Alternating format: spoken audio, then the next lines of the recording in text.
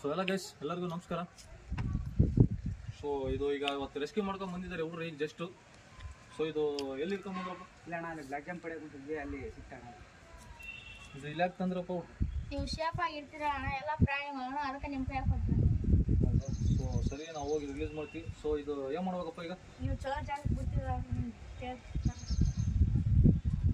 So ನೋಡಿ guys, ಹುಡುಗರು cricket ಆಡ್ತಾ ಬ್ಯಾಕ್ ಫ್ಲಿಪ್ ಹೊಡಿತಾ ಎಂಜಾಯ್ ಮಾಡ್ತಿದ್ರು ಸಂಡೇ ಅಂತೇಳಿ ಇವತ್ತು.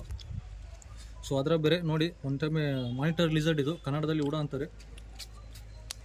ಒಮ್ಮೆ ಪ್ಯಾಟರ್ನ್ ನೋಡಿ, ಡಿಸೈನ್ ನೋಡಿ, ವೆರೈಟಿ ಇರ್ತವೆ. ಫುಲ್ ಒಂದು ಬ್ರೌನ್ ಕಲರ್ ಇರ್ತವೆ. ಇದು ನೋಡಿ ಬೇರೆ ಕಲರ್ ಇದೆ, ನೋಡಿದ್ರಲ್ಲ. ಸೊ ಹುಡುಗರು ಖುಷಿಯಿಂದ ತಂದು ಕೊಟ್ಟಿದ್ದಾರೆ. ಕಲ್ ತೊಗೊಂಡು ಹೊಡೆಯೋ ಬದಲು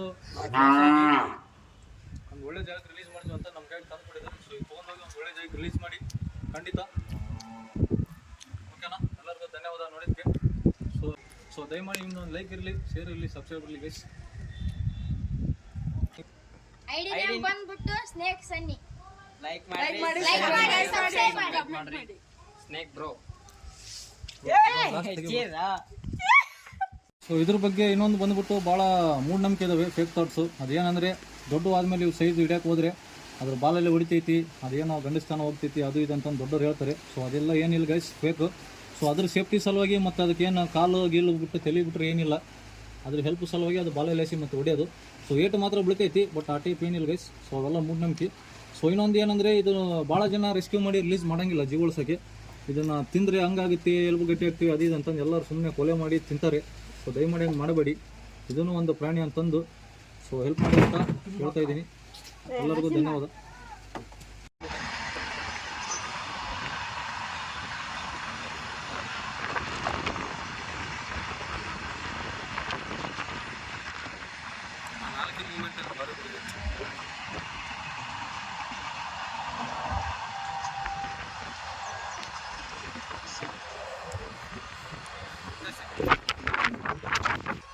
ಸದ್ಯ ಒಂದು ಒಳ್ಳೆ ರಿಲೀಸಿಂಗ್ ಸ್ಪಾಟಿಗೆ ತೊಗೊಂಡ್ಬಂದಿದ್ದೀವಿ. ಇದನ್ನ ಎಲ್ಲಿ ಬೇಕಲ್ಲಿ ಬಿಡಕ್ಕೆ ಬರೋಂಗಿಲ್ಲ.